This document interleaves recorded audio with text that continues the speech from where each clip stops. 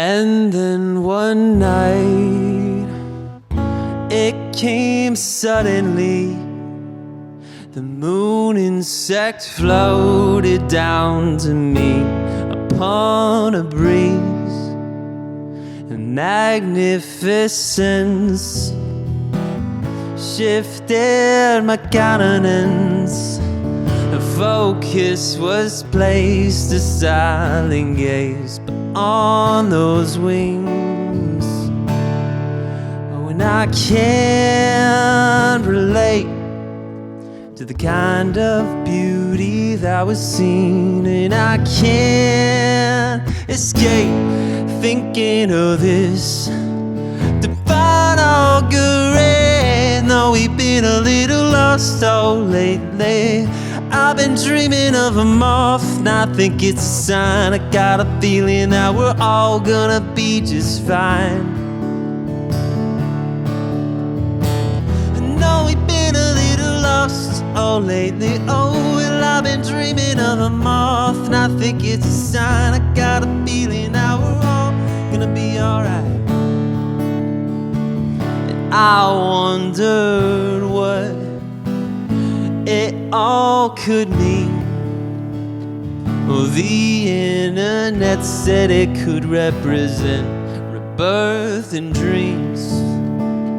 Oh, my fragile frame, so starved for positives.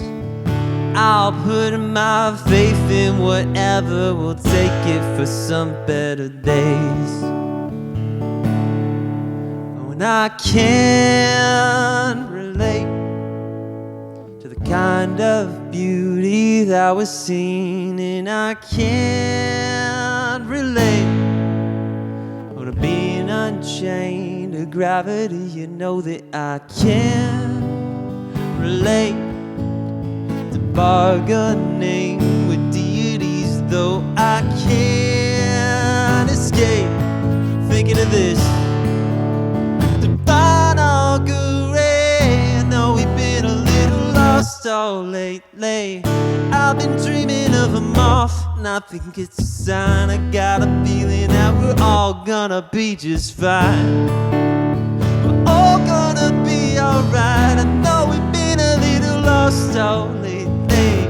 I've been dreaming of a moth, and I think it's a sign. Got a feeling that we're all gonna be alright.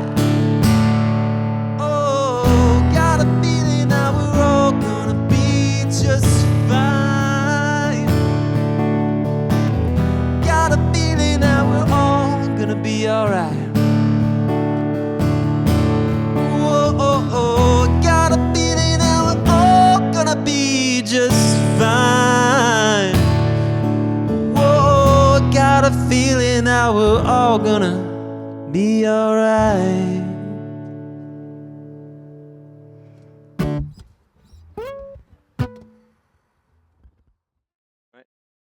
Hello, everyone. Welcome to another Nerdthusiast Podcast. I am Ed, your host for today, and we are continuing our artist series where we bring in local artists, talk to them about their creative process, talk to them about their journey, and we talk to them about the art that they're making. We are joined today by my good friend, Kyle Makor.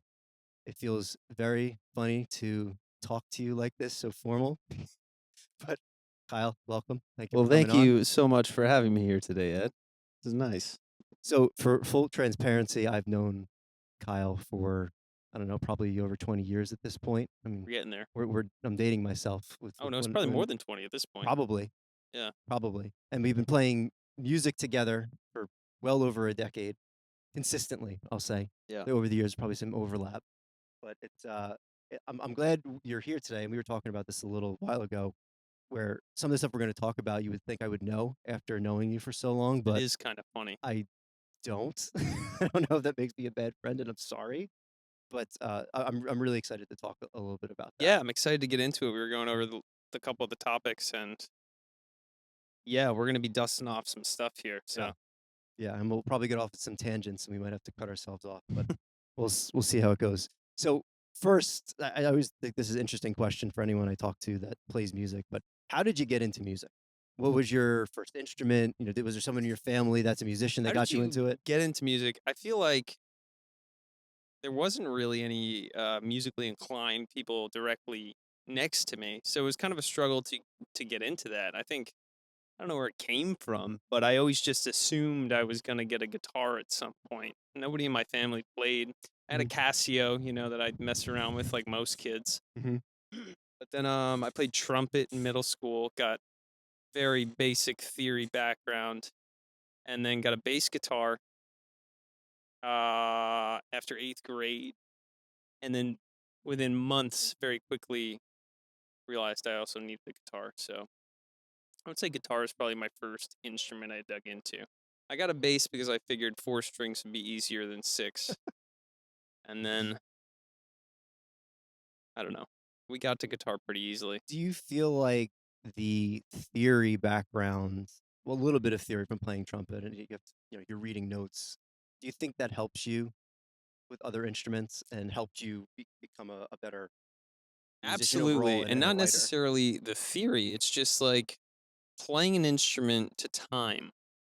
Even I feel like some people are more born with it than others, but doing it at a young age, like that's clearly a benefit just to be able Yeah, to play an instrument to time. And like that is really, I mentioned the trumpet because I wouldn't think that was like my first instrument, but like that's the foundation of playing, sure.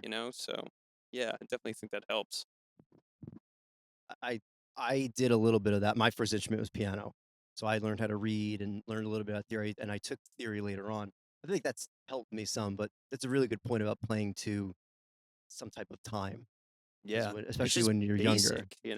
And when you're younger and you're playing in bands, like no one's paying attention to that. Or you're just playing loud and you're And you making take it, noise. and when you get old, you just take it for granted a Yeah. lot. Where it's like, oh, you can play or you can't play, or some people can't. Some people can't play to a drummer. And Hmm. it's like if you bake that in Some at a drummers young can't age, play to a band. that too. Yeah, some drummers can't play to a click. They can't. No. It's like so. Yeah. It's just basic stuff. But like you bake that in Yeah. like at a young age. I think that helps definitely. So Yeah. Now we were just talking about one of your earlier guitars that you got. I think we were in high school at this point. Maybe maybe a little bit later. But you got a guitar. It was a little bit interesting how you got it. It was with you won a lottery scratch off or something, yeah, right? that was early in college. So it was one of my first guitars. I had like a Squire Bullet, Hmm. very very basic, and I never had a proper guitar. Yeah. But I got my grandma got me a lottery ticket for my birthday. She just passed. Love you, grandma. Love you, Graham. Um, it was a $500 scratch off, which at the time it sounds like, oh yeah, $500. No, like a broke college kid with $500. I'd be thrilled to And have a $500 what ticket is the now first too. thing I thought to do? It's like that's it was a passion of mine in a way that like a broke college kid, $500, like what do you do? Mhm. Immediately, I'm getting a guitar. So I love we that. went over and we went to like Guitar Center and there was like a really good deal on this like red Telecaster. It Remember was it. American Telecaster for like $750. And I scrounged up the rest of God, the $250 or whatever to get that. I love that guitar. That was a cool guitar. that was a great guitar, Yeah, that and was it's crazy that you can get an American-made it was Tele for it was a pretty deep $700. discount. It was like a special edition or something for that year, but they were just closing it out. And yeah, that was cool. Yeah. It's cool like when people get into guitars or instruments, when you get your first like proper instrument. Mhm. That's where a lot of this took off for me, honestly.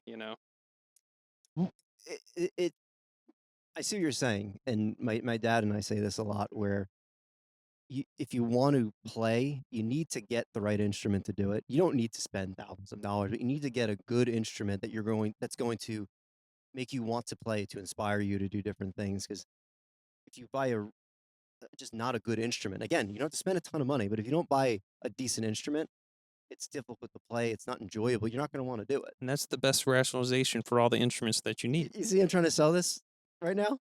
I'm trying to help us both out. Just trying to help everybody Our out wives there. might watch this and Just they trying to need to help understand. anyone out there that's debating on whether or not to get a new guitar.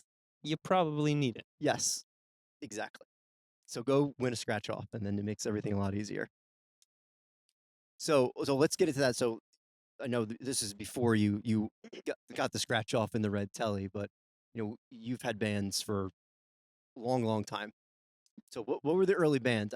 Growing I up in can't think of the name Jackson, of your band I in think I Jackson. was speaking with somebody about this recently, about how Jackson was kind of special, and we didn't think about it at the time, but it was just a real fertile ground, even with surrounding towns in the area, with just like how many like-minded kids were there, and we had this little scene of kids, just getting into instruments and playing in pop punk bands, emo bands, screamo bands, and we'd have shows every weekend. So we had a band called Next to Nothing Next to Nothing. that was really pop punk, Ataris. Mm-hmm. I think Ataris inspired, Starting Line inspired Mm-hmm. kind of stuff, and then that transitioned into Aberdeen, which is what we were more known for in high school, and that was cool. We had such a cool time. Was it the same band, like the same people, just different It was the name, same different type of music? people. We got, oh yeah, I don't know if we were contacted by another Next to Nothing, threatened with litigation to I change our remember that. name. 'Cause didn't you have NJ next to your name or something for Yeah, a bit? and Yeah. it's like, but they were threatening to like get lawyers involved, and we were like kind of pumped because Yeah. we got the recognition in a way that a band would reach out to us and threaten to sue. So we changed our name. And this is, at a younger age, I got familiar with uspto.gov to check trademarks. Mm-hmm. Okay. And we didn't learn with Next to Nothing at all because we picked a name of a band that had what we thought, I still don't know how this all works. It was like a dead trademark, but like the name Aberdeen was still, unfortunately, trademarked. But we figured we're a couple kids in high school in New Jersey. Yeah. Like this band, I think they were from like Washington. It's like nobody's gonna reach out to us. And then less than a year went by. Stop. And the representatives from Aberdeen, this band from the 90s from Washington, reached out to us, again threatening That's to so sue us for the name. And I you're remember making really good music. that I was guess the that thing. people would spend the time because I had several names of bands that were probably no one reached out to me. I wasn't, I need we to get weren't better, I guess. more mad about it. We were more just like impressed that like That's great. we were It's an known enough accomplishment. on the internet for like somebody to reach out to like be upset with us. And that was early internet too. So it wasn't Oh, yeah. like I went on Apple Music and just typed in a name This and was like saw another band. I was like, who are they? purevolume.com Pure Volume, yeah. days. So your Pure Volume, There's putting no your music on streaming. your MySpace page. Exactly. But yeah, that was was cool. pretty much it. But it wasn't great. Mm-hmm. But that was the beginning. Just I don't know, Yeah. the spark of the community, the songwriting and everything. It was Yeah. just it was something kind of special we had around that era in Jackson, Howell, Freehold kind of area. So Yeah. And I remember when I was interviewing with Frank when I did the podcast for Nerdthusiast, I was talking about playing shows at like the Prince of Peace and how everyone would get together. There's other places like Clarksburg Inn and other places like Clarksburg, that. yeah. There's like some cool random was good. places. I feel that bad. people would Well, put I don't shows on. feel Italian bad. American Club. But I think about like in high school, that was just like a given. And I Yeah. assumed like everybody was doing the same thing. And then it turns out like that's not so much the case. Like that No. wasn't like that everywhere. And we're doing this outside, so I apologize if there's any wind noise or if I look over at the camera concerned that it's going to blow over. So sorry about that. So all right. So you go through your bands in high school and then you get to college. And I know you took a little bit of a different venture in college, different types of music. I guess So what's that we're talking about a musical journey, right? Mm-hmm. Is that kind of like the prompt here? Yeah. Yeah, I got Take to us on college. the journey, Kyle. We kind of dropped off of the group thing. I did a bunch of. I really got into the acoustic guitar, more in a songwriting kind of way, and I was really doing a lot of acoustic things, covers, open mic night kind of things at college. But I Mhm. really got into, and this was, I guess, right before the boom in like the late aughts and Mhm. teens of like electronic music at the forefront. I was really in the box, and I really got to learn on DAWs and Mhm. electronic instrumentation and like soft synths, and that was my world for a while. I kind of dropped off of like playing with groups, It Yeah. really became like a production space kind of thing. I did a lot of work on that through my college years. So, What workstation were you using at the time? at the time, I got really into FL Studio. Okay. That was like one of the first ones. I got a cracked copy of that, and I was working in Yeah. FL Studio. I had Cubase was Mhm. working on because I was limited as far as couldn't get an inbox. I was a broke college kid, and I needed Mhm. all my money to buy guitars. So, um, I had a class, and this was my favorite class in college was electronic music skills and literature, or electronic music skills and history, or something like that. But the whole class was the whole first half of the class. You learn about um, the history of electronic music, from the first electronic instruments to the artists and everything, pushing it forward through like Mhm. the 20th century. And then the second half of the class was we had a lab, which was like 20 computers set up with M boxes and Pro Tools. Yeah. And that was my first real, like, I took it because I wanted to learn how to do Pro Tools. And it was just half a semester of working in audio projects in Pro Tools. And I think that is the most valuable thing I took away from my 5 years in college, that one class. Yeah. Yeah. So Well, something completely we unrelated to my degree, I but feel I love that class. we all have that class that we took that we remember. I actually did something similar. We Yeah. were like, it was a audio recording course that we did. We all have that. And you went to school for what is it? Chemistry. It's chemistry. Okay. Yeah, this was entirely unrelated, but Yes. it probably was my favorite class. Yeah. Um and then yeah, we were talking about DAWs and stations we were working in. So I dabbled into Pro Tools there, but it was just basically throughout college working with a jacked up laptop and FL Studio Mhm. and stuff like that. So Yeah. I started with Sonar, which is a cakewalk yep, project yeah, product, and I'm pretty much I vaguely went from familiar. there to Pro Tools, and I had the rack, the Digio 2 rack, and I had that forever. I used that in high Yeah, school, I throughout remember because college, we recorded years and years stuff and in high years school later. together, and you had the setup. You had Pro Tools. Like you were the kid in town with Pro Tools, and everybody went to you. I know. I recorded so many Yeah. of our friends' bands and other random bands. I didn't have much. I had the Pro Tools rack, an early iMac, which I still have. I still have both of them. And as of last year, they still turned on, which I don't even know how that's possible. But they both still turned on, and I had a microphone and some instruments. I didn't have a lot, but It seemed big at the it was time. more than a lot of Because other people I had. had like a recording setup at my house. I remember it was like a oh man, I haven't thought about this in ages. It was like $100 Tascam 2-channel interface, and I Yeah. think it was like less than $100 Chinese condenser microphone Mhm. that just sounded tinny as all hell. And I was like, and I didn't even know what a compressor was at the time. Yeah.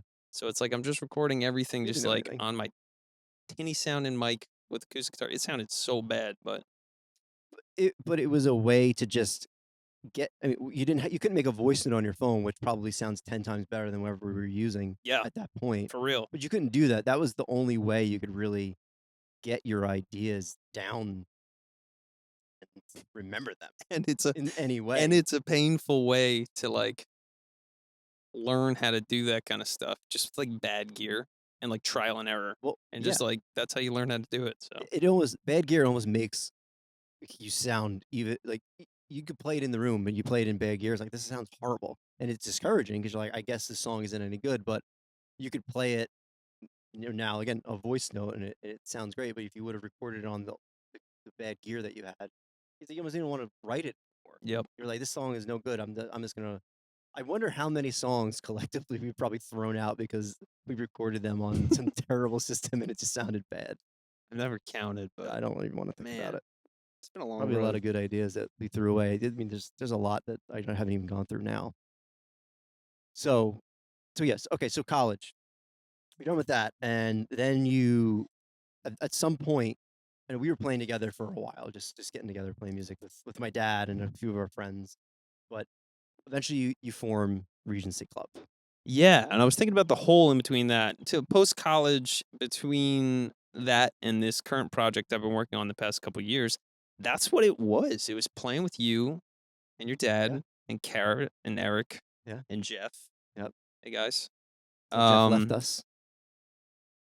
that was it, and I think that really sparked. I never pieced that together, but like that is kind of the spark back to like I want to Mhm. play with people Yeah. again. So I think I just didn't have the songs. I didn't really have a direction of what I wanted to do because I figured if I was going to do another project, it needed to be focused, especially like when you're doing, and you understand this, when you Yeah. have a full-time job and you have limited time for projects. Like if you're going to do something bigger, at least I found over the years, like it needs a focus. And then I was listening to a lot of um I think it was like 60s pop kind of thing, or just the idea of pop in general, where it's like, don't overthink it, easy songs, Mhm. good melody, verse chorus structure. Like, it's a thing that's tried and true. It's Yeah. played out, but like the basic idea of pop, um, not super distorted guitars, kind of like a throwback kind of like Mhm.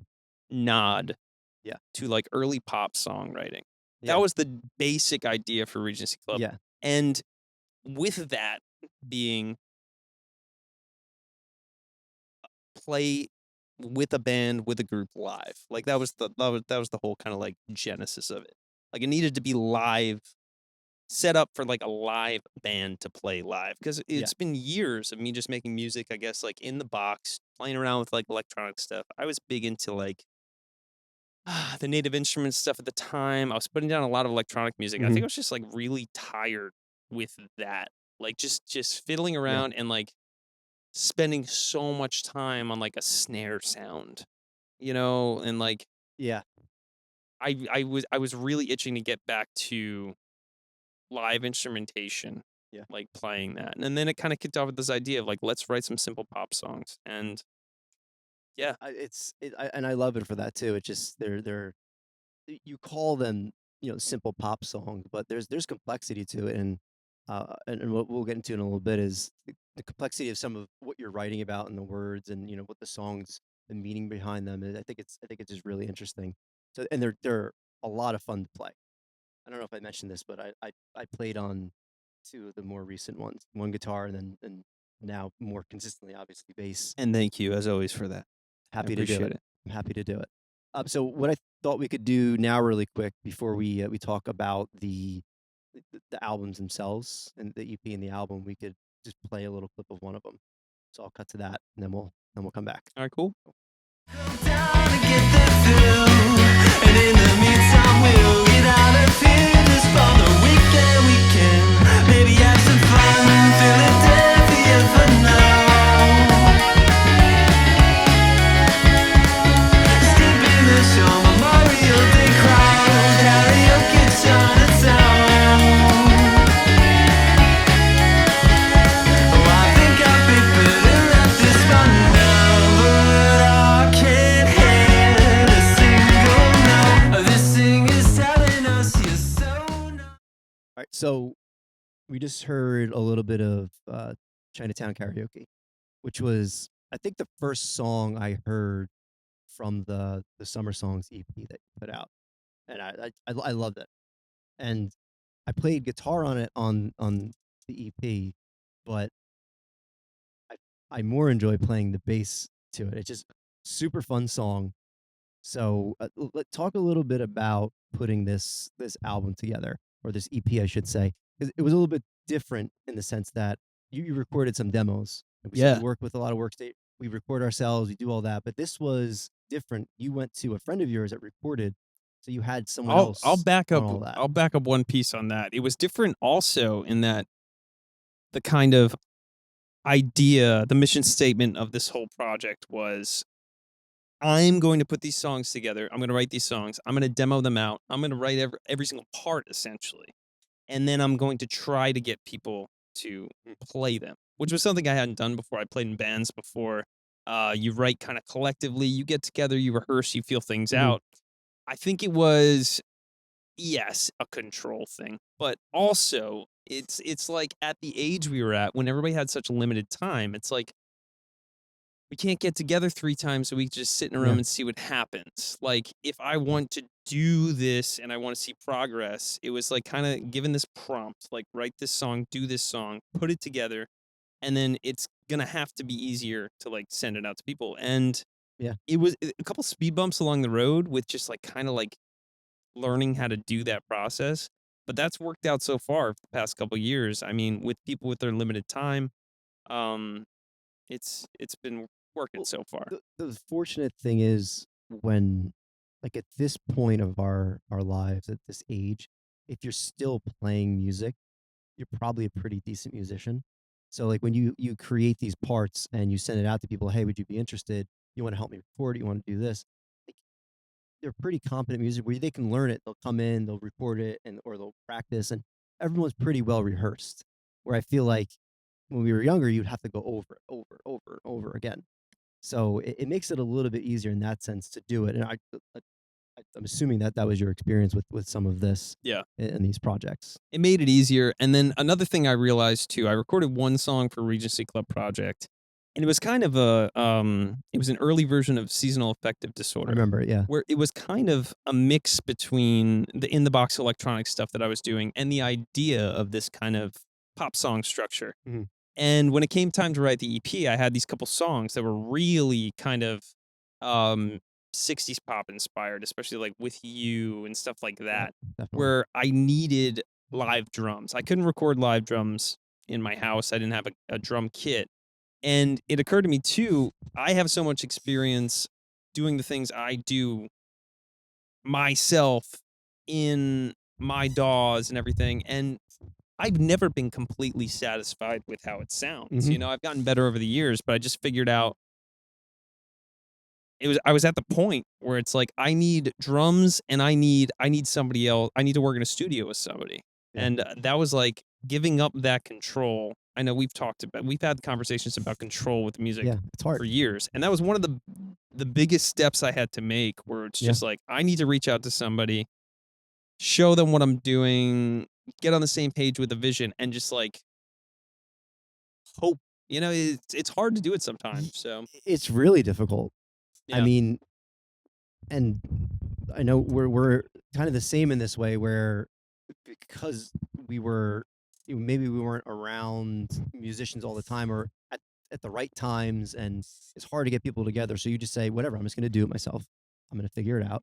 And then but then that's where the control problem comes in, because then you get stuck doing it that way. yep. So when you try to bring people in, and I struggle with this for a long time, I still do a little bit, but you want it a certain way, and it's like you want the input, you want people to be creative, but you have to learn to let go of it.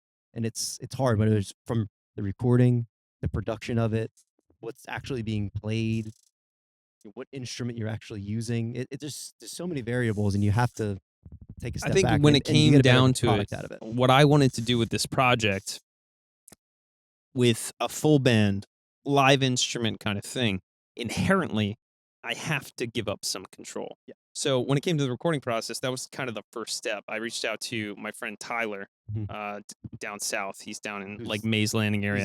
He's He's a ridiculous savant. musician. He's ridiculous. He's great. He's Great great. multi-instrumentalist, great producer, engineer, He everything. did an awesome job on that. So as scary as it was, kind of giving up control, it's like, hey, Tyler, and I needed somebody to put down drums. Would you want to put down drums on this? Could you record? Yes, he was totally in on it. He knew exactly what I wanted to do. But the thing that I got out of it, and what I've kind of been drawn to since then, was realizing in a session with somebody who really knows what they're doing in the studio, of working with them, if it works out completely to the way you thought or not, just the benefit of sitting in the studio and learning Mhm. in the studio from somebody who knows what they're doing. When you're in there with them every single day, turning the knobs, making the decisions, seeing how they work, just expanding your view in the studio. If you want to work better in a studio space in recording, Yeah.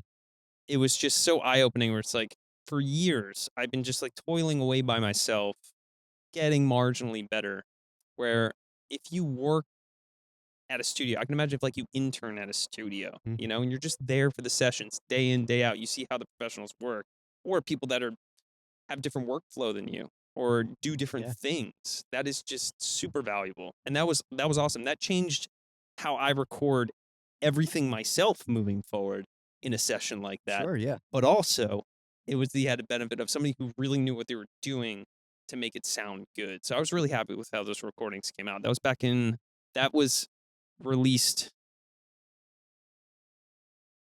I can't even remember it, but it was Oh, probably 2017, 2020.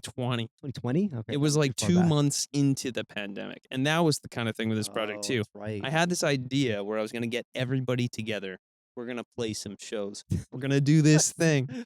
And then I get the EP together, and the idea was I'm gonna get this EP together, and I can show this to people. Yeah. Where it's like, hey, when you show demos to people, it's like, hey, this Friday demo, it's not like full vision. Like if you have a full vision of it and you can hand it to somebody Yeah. and say, this is the vision. Would you want to be involved with this? Let's do it. And then lo and behold, I released that Worst in timing. May of 2020 to like, everybody's sitting in their homes and nobody's playing shows. So that was a little I- speed bump along the way. It was good to get people to have some time on their hands to stream it at least. Yeah. But for playing shows, that's obviously not. It gonna, had some good not gonna response, work out. but it did not accomplish like the goal of the project, I guess. Yeah, and another thing I wanted to say about this, and then we'll move on to the album release, is when you work with someone who does this all the time and has heard so many different things and has so much experience, they are able to pull out the best performance from you. And I think for me at least, when you're not so focused on, okay, if I play this, I'm gonna have to edit this, and as you're playing, you're thinking about editing and levels and EQ. And when someone else is doing it for you, I'm worried about what I'm actually playing. So I always found it much easier to do it when I'm not like hit record, run across the room, play something. Oh, I got to go back. I got to. That just makes it so much more complicated. And For me, I found doing vocals is so much better to not be in your head. Yeah, When you just have definitely. somebody working the buttons Mm-hmm. and like telling you in a nice way, so do you want to do another? No, I'm good. Are you sure? You sure? Let's try to take it again. Let's do another. I think we could do one more. Just one more, just for yeah. So you don't have to think about. I mean, you have to try to be as good as you, but like yeah, just of course. leaving it in somebody else's Of hands, course. somebody else's ears to just like check you in real Of time. course. So Yeah. And so after you record that, I think, I mean, I love that EP. It's awesome, but the new album, so the Moth Songs, I feel like you really refined what you were trying to do with this project. All the songs are great. Every song, top to bottom, is awesome. And we'll put links in the description for the podcast so you can listen to both of these. But I really encourage everyone to check it out, not just because I played bass on it, but because they're really, really good songs. But we went into more of a studio space where a real like business studio space, dedicated building. No offense to what Tyler was doing, because he was doing this in the like basement of his house, and it's incredible what he was able to accomplish with that. But this is a dedicated studio space with someone who like day in day out working with a lot of bands and a lot of well known bands that you listen to, and they take on projects that they believe in the music. So, and what was that like? Just first being even him wanting to work with you, and then going into that type of environment.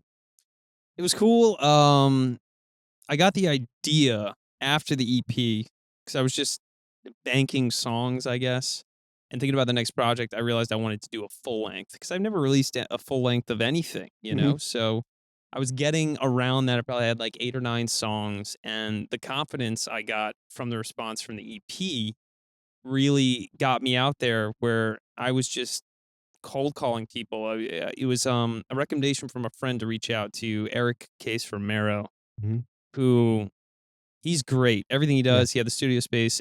It turned out with our friend from Jackson, Tim Pinella. Yeah. They had a studio space in Oakhurst. So I reached out to Small world. him And it was cool because he can pick and choose his projects at this point. Yeah. And he got back to me, and he understood the vibe. He understood what I wanted to do, Yeah. and it was like, all right, let's do it. So Yep. it took a while. We had 2 sessions between 2022 and 2023. Yep. But they were so much fun. And it just loved even it. doubling down on somebody, he's like a professional touring musician. He's a professional producer, Yeah. in his own studio. So it was definitely a level up. And just getting to see how he records things, how he mics things, how he works with people in the studio. That was the most fun I've had, like, with music. That's Yeah. like a highlight of my music career. Like the It was sessions with fun. Eric, like they were just it was exhausting. We were working like 12, 14-hour days at Yeah, times, but it was a blast. I had so much fun recording this yeah. record. It was so much fun to be there, and I know I wasn't there for the whole thing. Yeah. I was there for a lot of it, but you did a ton of work on your own, with with Dan, with Andrew, with other musicians they brought in, Max and other people. So it was just really enjoyable, especially to watch the way he's, like you said, like, we're gonna give that another take, but he's like, so he's not gonna to beat you down. Like if you know it kind of wasn't a great take and he knows it wasn't a great take, he's not gonna make you feel like that wasn't good at all. He's And very good about that and, like, being encouraging to get you to do a better take, but not in a, in a way that you feel like you're like, I'm not going to be able to get this today. he also, just in his personal projects with he had a band called Dollies. I don't know if you ever checked out Dollies. Oh, It's very much in the vein of like what I want to do. That pop okay. throwback kind of sound and everything. So knowing him personally in the music he makes, let alone records and the projects he works with, Mhm. knowing that like he got it Yeah. was cool. But then also in the studio, he was, I don't want to say more adventurous than most producers because I don't have like much of a reference for that. But I like know what you mean, though. his tricks, like in the studio and the fun he would have was just crazy. We were recording, I think it was like he had this old DeWalt boom box Yeah, that like was from a construction site. It was just covered in spackle. I know. And like we were Yeah. throwing mics into it, or he was miking it up. We were miking up guitars out of it, Yeah. and like getting cool sounds out of it. He had these contact mics. Were you there for the contact mic? I wasn't there. We were doing you told me about it, though. it was the guitar at the beginning of Kids. Yes. That's just, I think it might even be DI with my Gibson with a contact mic clipped on the headstock. And those are the 2 channels going through, and like how you get that like faux acoustic kind of Yes. sound from that. Just the way I've So heard, creative I with was that talking to stuff. somebody about Eric, and they're like, yeah, the legend has it he's never mic'd a drum kit the same way twice. And I'm like, you know what? I'd Well, believe he that. does what works So best for the project. it was just a And it was just a so blast. interesting that I've had a few, true studio experiences, but he was definitely an outside the box thinker. It was super interesting to watch. It was a the cool decisions he was making. space. It was good people, and I'm glad it worked out that way, And it's just about like reaching out to people. It was a big I suck socially, and like I'm always pretty anxious about it. And like that was a big step for me. The only way this project was going to get move forward is if I start like cold calling people. And like I used to be so afraid to do that because I feel like I'm just bothering people. I'm so good at it now. Like I don't care. I don't care if you don't know me, or if you're like, and this is what happened too after we recorded the record. I was really confident with what we had, and we had to get it mixed. Eric was busy; he was touring, and I just started listening to some of my favorite records and looking at the back and going, "Okay, mixed by so and so." And I'm going to find them and I'm going to send out an email. Yep. What's the worst that can happen? It's just an exercise, this social exercise. I reached out to one of the influences on the record that I loved, very specifically kind of things, and I'll call them out here. The first EP and full length from Tokyo Police Club. And they do this kind of thing. It's like an alt rock kind of thing, but it's kind of motif that they have these like yells in the background. It's kind of this like punk energy, but you don't expect it because it's like poppy songs. And if you've heard it, you understand what I'm talking about. And I did one of those like in spirit, the Tokyo Police Club kind of thing on Deja Reve with the yells. On Bottom of the Lake, we do that as well. Yeah. But I was just listening to that record, Elephant Shell, that I just love the production of. And I'm like, who did this? And it was the name's escaping me right now, but he's like a huge producer. He has a studio in Connecticut called Tarkin Studios. They did like the first couple Interpol records. They did that Tokyo Police Club record. They did like huge stuff. Yeah. The national records. And I just emailed them out of the blue. Like, hey, it worked. Check out these songs. These are rough mixes. Like, would you want to work with me? Just like some nobody. And lo and behold, a couple days later, the guy forwarded it to one of his engineers that have been working in the studio for the past 20 years. He's assisted engineering on like all of those records. The Tokyo Police Club record that I was referencing included. His name is Greg Giorgio. And I got set up with him. We did a test mix, and it was just like I had been working with other mixes and stuff, and it really wasn't exactly hitting. It was kind of a trial and error thing. I was getting a little discouraged, actually. And I'll just cut it for 1 second. The mixes that you were getting, they were all good. Because you sent them to me, and I would always listen to them, and they were all good. But I know that it was missing some very specific sound that you were vibe that you were going And for. it And was wasn't ever bad. It just exactly. It just wasn't perfect. I could go into like minute detail on what I was hearing, but when you're working on a project, and I put so much time and effort into this one, where when it came down to it, I spent a bunch of money on mixing that I just scrapped because I'm like, I know this can be more in line, not better, but more in line of what I see. The vision. Yeah, of course. So when I started getting the mixes back from Greg, he was another one that was just like, we did it remote, and he's up in Connecticut, and like, it was just a pleasure to work with him as well. Like, cause he got it, when you're when you're working with people in the studio or you're playing with them in bands, it's so cool when you find people that are like on your same page with like your verbiage, with the way you say things, and like, oh, this sound like is a little more dusty, and they're like, I know exactly what you mean. And they'll do it. It's just like, so it's cool when you hit on people that really understand what you're trying to do. So Greg was great. It came out great, and did a great job mixing as well. So it's awesome. I love it. And we used a lot of great instruments on the record, but I was able to use my dad's Hofner bass from the 60s, and he was able to pull out like just the right frequencies to make that cut through, and it just we're playing it on a vintage B15 Yeah. Ampeg, so it's like I think it's from the 60s, that amp, and then you have that Hofner, and it's like being able to do that kind of equipment in a proper studio. It's the little magic where, like, a lot of people make records in their bedroom, and that's fine. They sound great, and you can make it all sound great. But, like, I don't know. If you're putting in so much effort into this, into, like, the little cool details like that, like, the entire record is, like, a vintage Hofner club bass in a B15. Like, that's...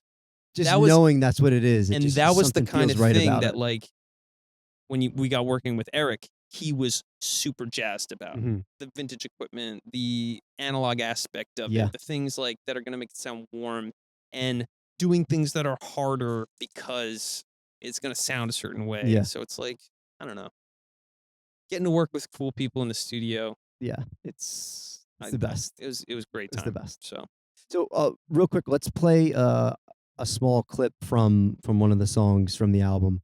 And then we'll come back and just a couple more questions, and we'll wrap it up. All right, cool. Sounds good. What I wanna say to you, I'm trying to reach you out of the blue. I wonder, can you feel this love?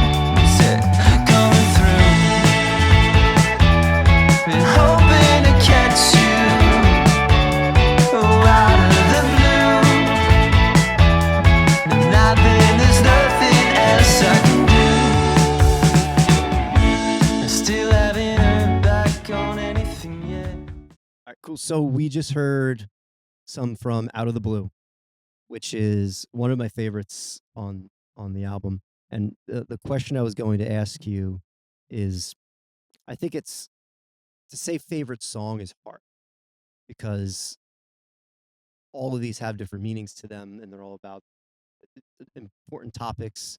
So it's hard to pick one song in its entirety. But what I was going to ask you, what's your favorite moment from the album?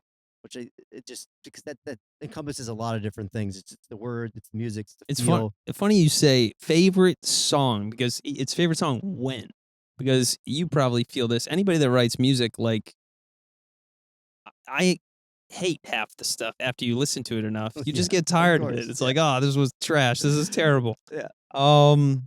Favorite moment in the finished product. Yeah. And I Um, can tell you mine if you need a second to think about it. go for yours, and I have a couple that I'm thinking about. Mine is Out of the Blue. So from the song we just heard, I don't know what part of the clip we're gonna play, but maybe I'll put this part on. But it's this going in from the second verse into the second half of the verse, and I don't know when all that kicks in for just the way everything comes back in together and the feel of it, knowing what the song is about and the words and everything, the meaning behind it. That's my favorite part. Whether I listen to it, whether we're playing it live, that's look at me next time you play that and look at what I'm doing and how I'm in it. Okay, So that's mine. that's a good part. Yeah. I'm gonna pull two here. Go for it.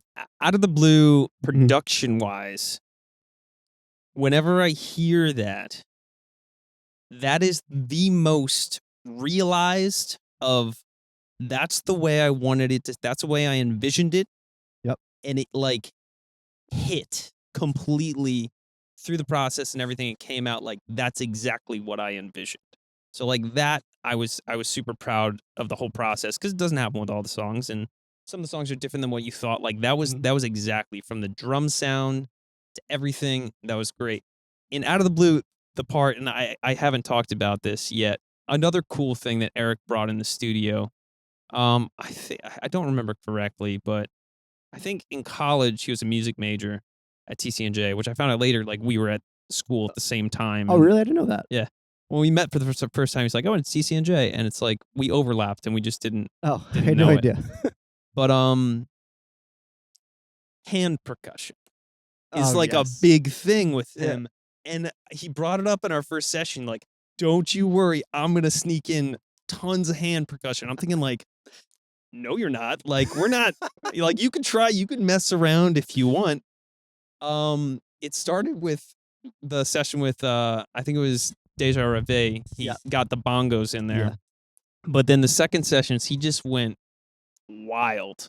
We had like 5 different kinds of like bongos, triangle, crazy percussion. And that's when you get into the bridge in Out of the Blue, where it just kind of like has that chromatic, the ba ba ba, like that kind of thing. And there's just, if you listen behind there's it, there's so much going on. So much percussion going on. But it has enough space to lend itself to that. And like, I just love the way that came out. Yeah. That was fantastic. And also, competing with that, my favorite part was Never Knows Best with the slow down transition into the bridge. Because that's like a high risk. It's a high risk thing where like it comes out of the second chorus into the bridge and the tempo just completely goes, it kind of like stalls out. Yep. And then you That's a good one, completely too. swipe into a different mood. Yeah. When I was working with this in the demo, like it's very hard to make that sound good. And it's like, this is like a major piece of the song and it's like cool, but like, is this gonna sound good afterwards? And then afterwards when it all came out, it's like, it's such a cool transition. It's just like, the tempo great. just winds down and we have a couple other elements that are kind of like bending and then it just kind of like swipes.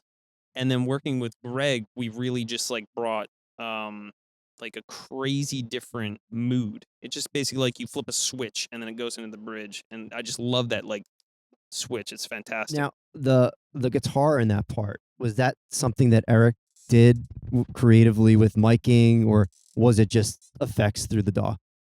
That was more with Greg. I think Okay. we used specifically, we were working with, We Have a Love, and it's fun too, working with somebody else who works in,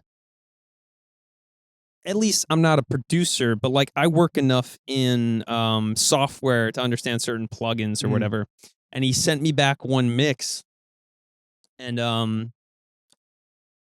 I'm listening to it, and the guitar just sounds totally like warped. And I'm like, that's exactly what I wanted. I just wanted to completely change. And I'm like, it sounds like Sketch Cassette by Aberrant DSP.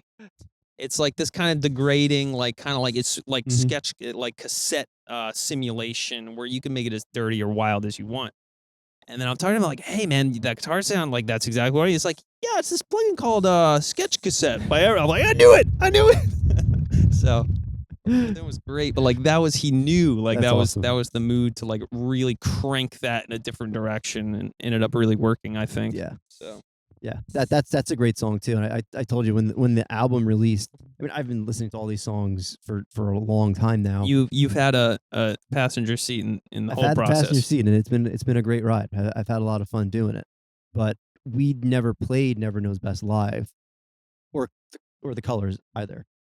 But And are those the only two? I think so. Nagoya we did at the We did hotel. a acoustic version of it. Well, a solo version, I'll say. All right, those are the only two left. I think those two. Yeah. And we're gonna work them in because Yep. they're really fun to play. That's the first song I put on is Never Knows Best, because I'm not used to hearing it, and I love that song.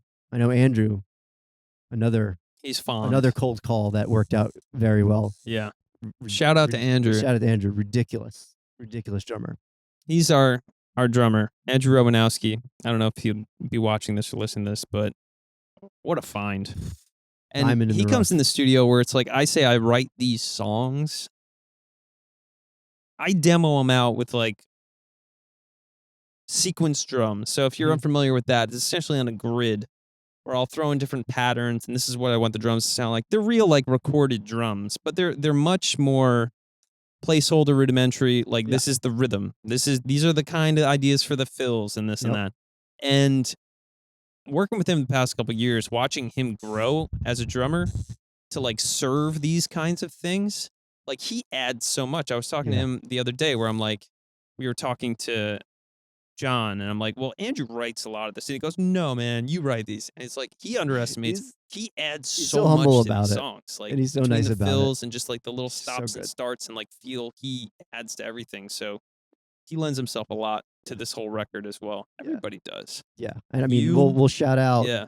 We'll shout out Dan too. Dan really added his whole flavor to all the guitar parts too. So and Dan. He's so clean at playing. It's just he's so good too. And it's just I don't know. We loop back we around. really- I'll waste another minute on. Yeah.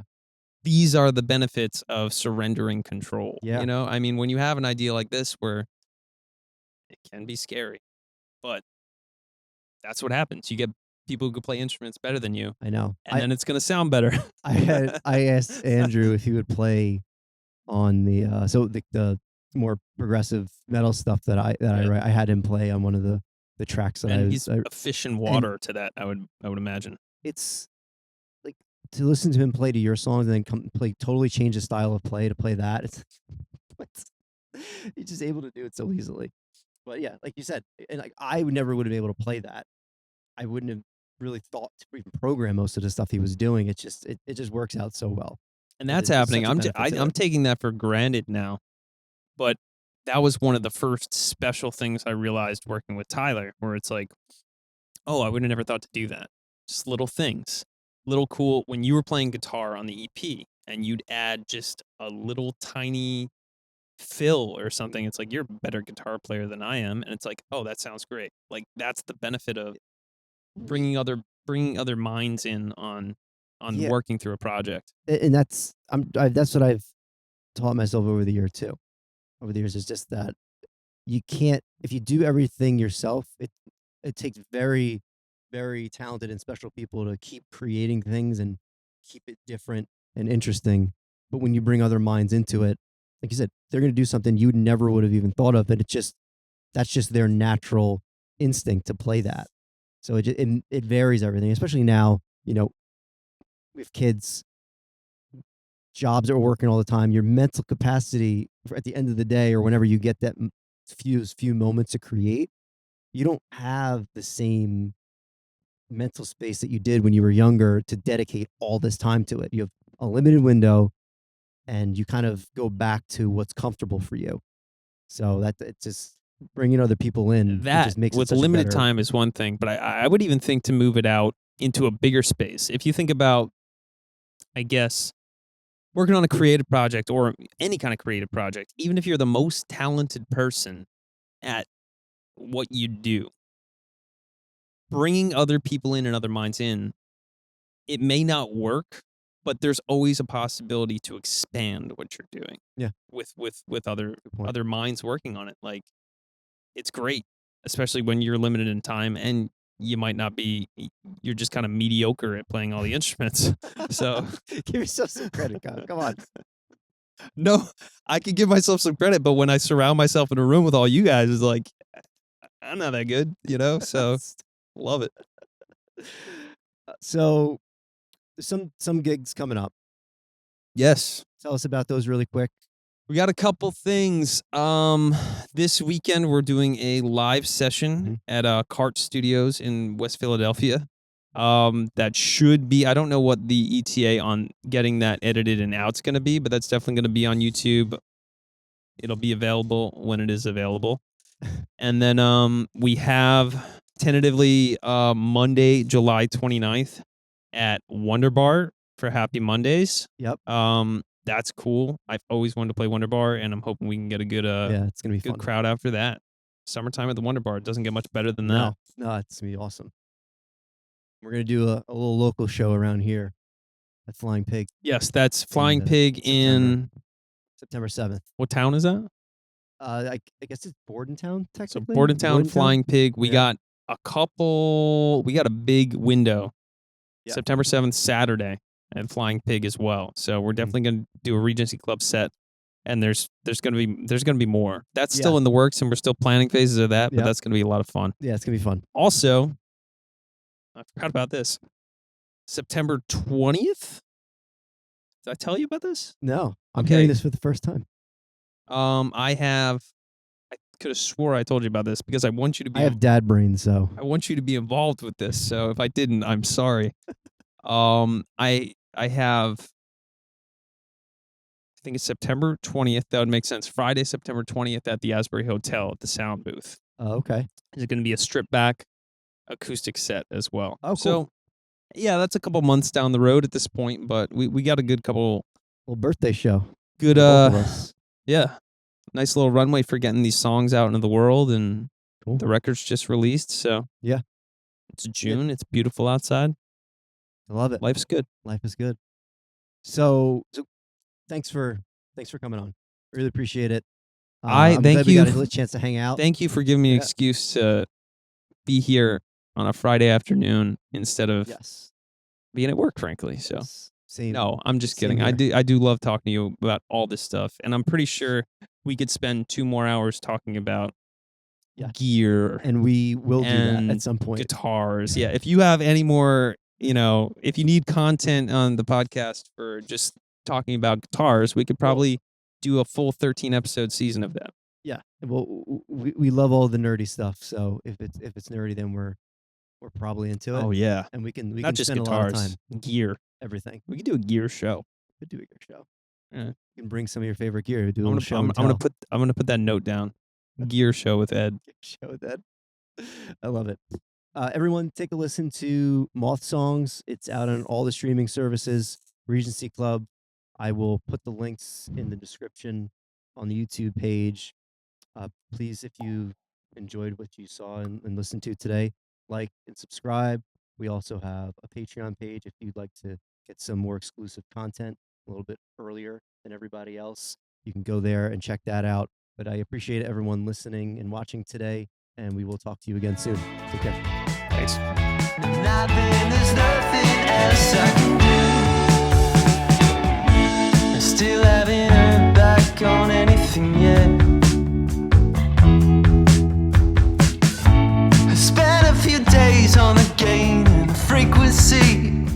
couple more, we could be set, but I